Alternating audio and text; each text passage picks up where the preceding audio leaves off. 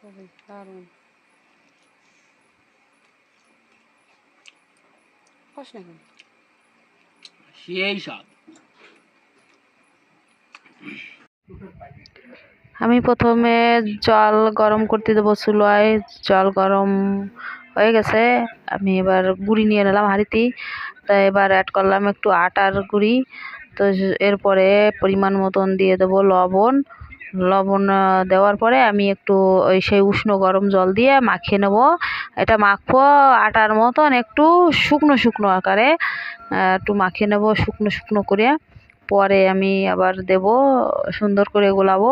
তো এখন আমি এটা একটু আটার মতন একটু মাখিয়ে মাখিয়ে নরম নরম করে এই যে রাখে 30 মিনিট ঢাকা দিয়ে রাখবো। তারপরে আবার উষ্ণ জল দিয়ে 30 মিনিট পরে উষ্ণ জল দিয়ে আবার ওইটা গুলতে হবে ডো আকারে সুন্দর।